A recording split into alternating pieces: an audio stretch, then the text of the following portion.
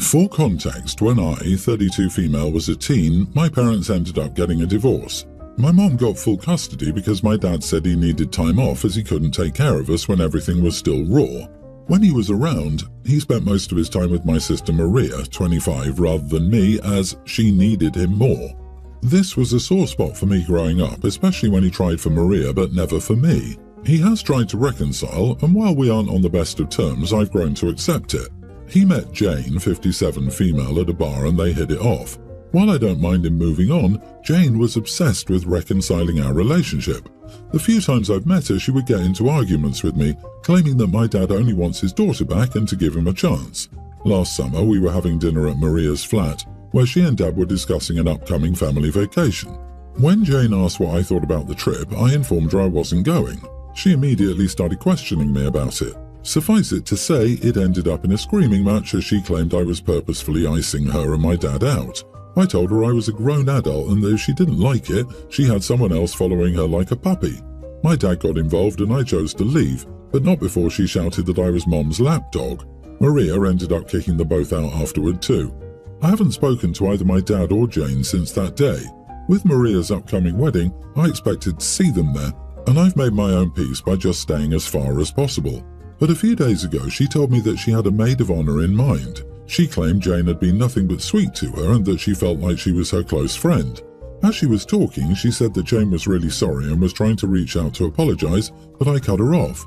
I told her that if she wanted her as her maid of honor, it would be her wedding and choice, but I didn't want to be in a position where I had to keep interacting with her over every little detail. I would still attend the wedding, but wouldn't be a bridesmaid. This made her tear up. She begged me to reconsider as she really wanted me to be part of her big day, and I told her I would, but just as an attendee. Ultimately, she said it was okay, but asked me to reconsider. The news got to my dad and Jane, and now my dad has sent several messages telling me I'm acting childish and ruining Maria's day. Am I the idiot for leaving? I feel like this way we can avoid any potential conflicts, but I also want to be part of her day. So, a hypothetical situation. You're in a relationship and you were told to drop any and all identity and be a doormat to make the other person happy. What would your recommendation be? I hope it would be to tell them to go pound sand. That's precisely what's happening here. You have problems with the stepmom, who's shown themselves to be suboptimal and combative. Calling anybody a lapdog is an idiot move. You don't want to have many interactions with this woman, and you've found a compromise. Your sister is hurt, understandably, but she needs to grow up. The world does not revolve around her, even if she's getting married. Her running and whining to daddy is a problem. Your dad needs to hush. You're doing the right thing here. You're bending to be at your sister's wedding, but not breaking your internal rules. Good for you. You are not the idiot. Your dad and stepmom are, and your sister is slightly an idiot for being whiny to daddy because you won't do what she wants you to. Jane's not even the stepmom, she's the dad's girlfriend. Is her sister not inviting her own mother? I do not see how the maid of honor calling the OP her mother's lapdog bodes well for the sister's wedding day. Seriously, what 25-year-old wants a 57-year-old maid of honor, especially if it's not someone she's known her whole life? Is she going to trust that Jane is up to date on the latest trends and can plan a fun bachelorette trip? I think dear old dad is paying for the wedding and wants his girlfriend front and center to her OP's mom. It's funny that your dad can decide where he can and can't be around you, but you're childish when you make a decision about whose company you keep. These people all sound self-absorbed, and I wouldn't blame you for blocking all three and moving on. I, 48 male, am a single father of my daughter Belle, nearly adult. Her mother divorced me a long time ago and refused to take custody of Belle, settling for just visitation instead. They still keep contact from time to time, and her number is listed in Belle's school records as an additional number. A few days ago, she called me absolutely furious and lashed out at me, saying that I'm a horrible father and a horrible human being and don't parent Belle right. I asked her to calm down, but it was in vain, and after a good 5 minutes of non-stop screaming, she finally told me what her problem was. Apparently, Belle and her friends developed a habit of driving around town, searching for jaywalkers. When they noticed one, they'd pull up to them and lay on the horn, scaring the crap out of them. Belle was driving and her friends were filming and putting the videos on TikTok. The school found out about that and contacted her mom. I asked Belle about this and she showed me the videos.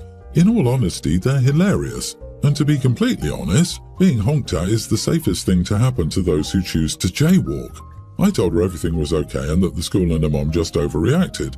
I don't see anything wrong with this. It's just funny and harmless. It's not like she's throwing paint or running anyone over. Belle continued with her behaviour, which made her mom angry. She called me again to yell at me. I told her that she was overreacting and that it was just a harmless way to have fun. I asked her to stop policing Belle as she was not the custodial parent. She called me an idiot and said that's exactly the reason why she divorced me and why she didn't want to deal with Belle as she, quote, grew up to be a massive idiot like me.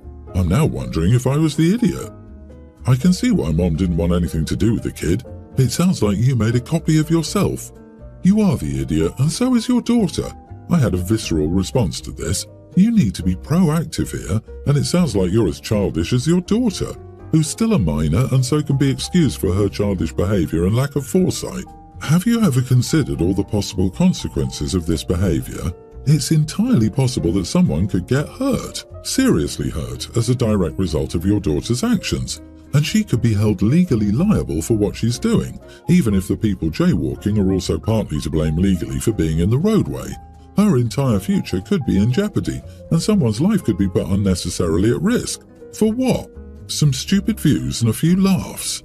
Dude, I can't believe you're calling this a harmless prank.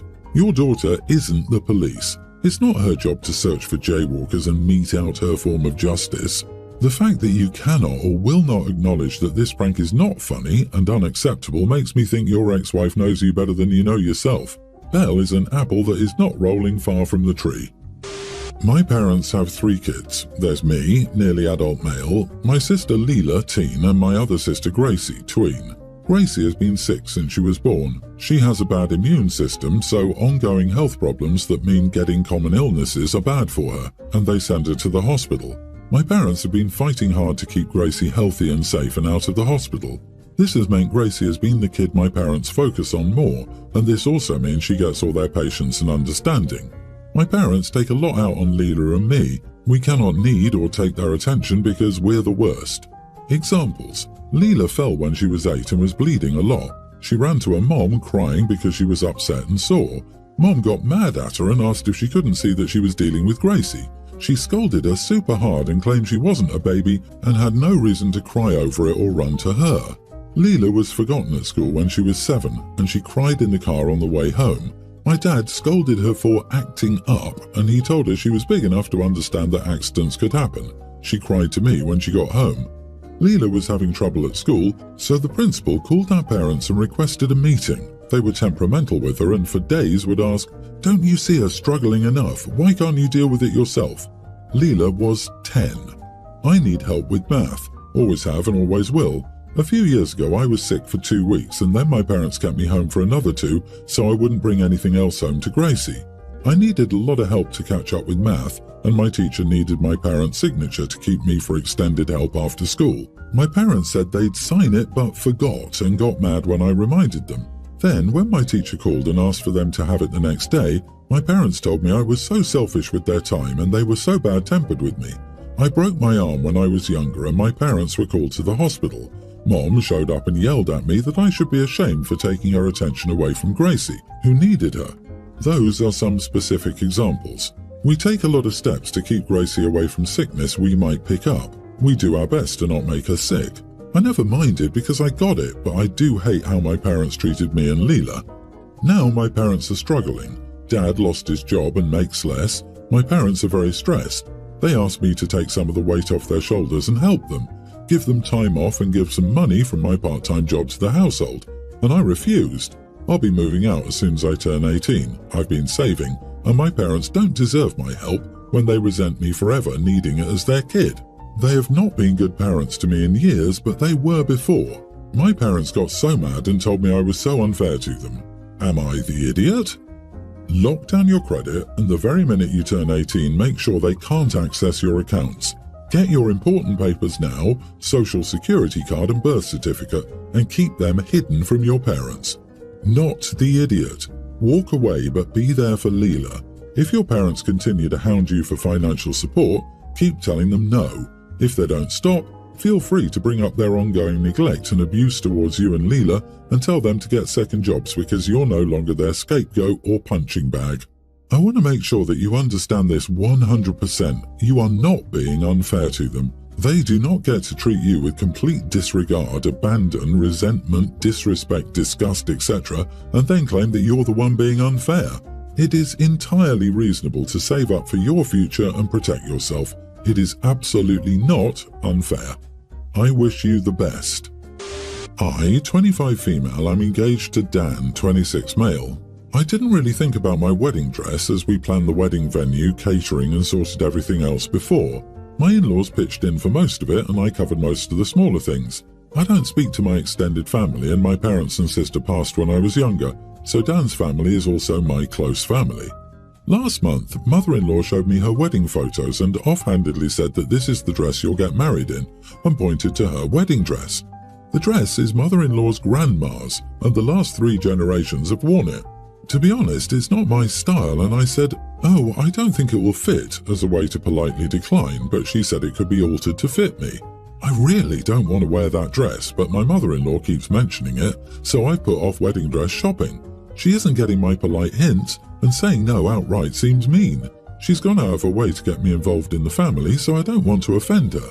I told Dan about the situation, and he said mother-in-law considers me a daughter. If I say no, she won't be offended. I asked him to talk to her on my behalf and he refused to, saying he didn't want to get involved in a situation between his mom and me. I don't know her very well, so I don't think we're that comfortable for me to say no outright. I'm upset at Dan for refusing to step in, and he said I'm being unreasonable. Let me get this straight. Rather than solving the problem directly through a conversation, you attempted to dump it on your fiancé and put them in the middle. Yes, you are being the idiot. On the flip side, so is she for saying, "You will be wearing this." Granted, your in-laws are paying for most of it, but you should still get some say. They don't get to direct all of it unless they pay for all of it. He said he didn't want to get involved in a situation between me and his mom. This could be a serious problem.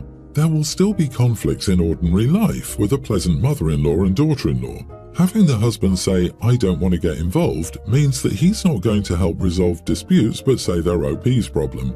That said, OP say no directly. Then, if she gets upset, ask Dan to intervene because he's the only one in the situation who loves both of you.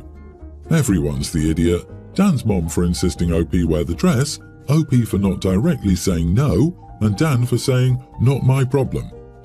I, 27 male, have an older sister, 33, and she's a stay-at-home mom to her 2 kids, a young male grammar schooler and a pre-tween female, and homeschools them. Our mother was a single mom and didn't have the time to cook for us, so we always either ate fast food or pre-made to heat up. It honestly sucked because, as a result, I was picky. When I got to college, I took that chance to start learning to cook and go to different restaurants to try some stuff out. I always bought different groceries of foods I never thought I'd eat as a child just to try new recipes. It took me some time to get used to it, but I did it.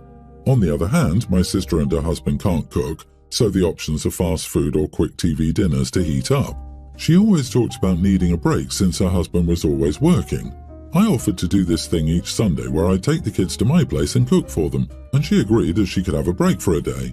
I mainly wanted to expand their palate a bit, and their daughter has type 1 diabetes, so I feel a well-balanced meal each week could help. So we started that arrangement, and it was hard at first getting the kids to try it, but I worked with them and now they're extremely excited each week. This went on for 2 months. A favourite of theirs is my baked chicken with veggies, which I was surprised they liked it first time trying because it took me a while to get used to veggies, so I honestly didn't expect them to like it outright. They love to help and watch me make it. Just recently I gave them the options of what they wanted me to cook and they chose the chicken. On the day I came to pick them up, my sister wanted to talk. She told me that she didn't want me cooking for them anymore because she felt it insulted her parenting. I was confused. I never said anything about what she fed them. Cooking takes a lot of time, and on top of being a parent and homeschool parent, I'm sure it's a lot of effort, so I would never talk bad about how she feeds her kids. I did ask her why.